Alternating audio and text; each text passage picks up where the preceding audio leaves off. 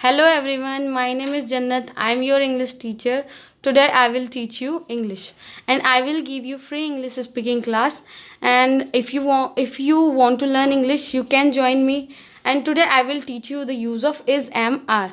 Is am are जो होता है बेसिकली हम इसका यूज़ जो है हम कंटिन्यूस टेंस में भी देखते हैं और इसका हम यूज़ पैसिव वॉइस में भी देखते हैं। लेकिन क्या होता है कि आज हम इसका बेसिक यूज़ सीखेंगे जो कि प्रेजेंट में होता है और ये हमेशा प्रेजेंट में होता है। इस एम का यूज़ हम कभी भी पास्ट में नहीं करते। और मैंने आपको एक स्ट्रक्चर दे रखा है, I have given you structure, जिसमें कि सबसे पहले सब्जेक्ट मेंशन कर रखा है, उसके बाद इज एम आर, उसके बाद सब एडजेक्टिव प्लस नाउन की कभी कभी होता है एडजेक्टिव नाउन के साथ आ जाता है जुड़ करके। उसके बाद थर्ड में आपको नाउन दे रखा है, उसके बाद आपको एडजेक्टिव दे रखा है। सबसे पहले अगर हम सब्जेक्ट की बात करेंगे तो सब्जेक्ट में हमारी कौन कौन सी चीज़ें हो सकती है। आई हमारा सब्जेक्ट है, he she it single name, you we they more than one name, ये सारे आपके सब्जेक्ट हैं। अब जैसे कि सिंगल नेम जो होता है, सिंगल नेम में आपको कोई भी नाम आ सकता है, रोहन, रवि, ये आपके नाम हो सकते हैं। और मोर देन वन नेम जो होता है इसमें आपके एक से ज़्यादा नेम हो सकते हैं। एक से ज़्यादा नेम अगर आपके होंगे तो उसमें आप आर अप्लाई करोगे। ऐसे ही वी होगा, यू होगा, दे होगा तो आप आर अप्लाई करोगे। अगर ही शी इट और सिंगल नेम होगा तो आप उसके साथ इज अप्लाई करोगे और अगर आई होगा तो उसके साथ आप एम अप्लाई करोगे। उसके बाद आपको यहाँ पर सेंटेंस दे रखा है। सेंटेंस में क्या है कि मैं गरीब हूँ। अब मैं जो होता है, मैं का मतलब क्या होता है, आई के साथ हमेशा आप कौन सी हेल्पिंग वर्ब लगाओगे, एम। तो ऐसे ही मैंने यहाँ एम लगा रखा है। उसके बाद गरीब का मतलब होता है पुअर। पुअर जो है वो क्या है, वो आपका एडजेक्टिव। अब ऐसे ही आपको क्या करना है, ये जो मैंने यहाँ पर सेंटेंस आपको दिए हैं, ये सेंटेंस जो होते हैं इसके अंदर जो मेन वर्ड है ये पुअर, इसको आपको यहाँ फिक्स करना है ताकि आप पूरा सेंटेंस फॉर्म कर सको।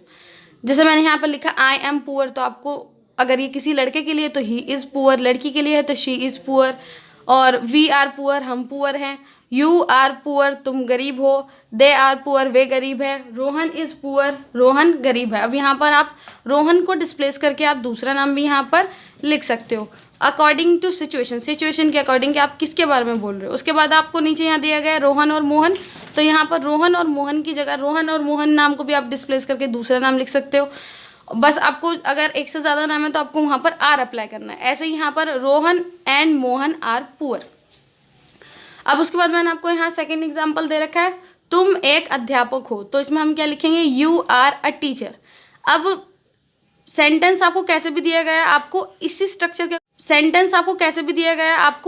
स्ट्रक्चर के अकॉर्डिंग फॉलो करना है ताकि आप English as early as possible आप लर्न कर सको। तो जैसे मैंने यहाँ पर बताया, इस वाले में मैं इसको फिक्स करके आपको दिखाती हूँ, आई एम अ टीचर।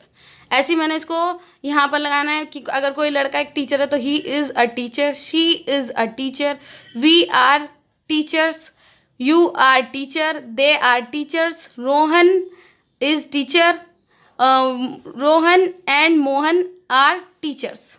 अब अगर मैंने यहाँ पर आपको थर्ड सेंटेंस में दिखाया, थर्ड सेंटेंस में क्या है, थर्ड सेंटेंस में आपको ये दे रखा है, मैं एक अच्छा अध्यापक हूँ। मैं को आप क्या बोलोगे, आई के साथ आप एम अप्लाई करोगे।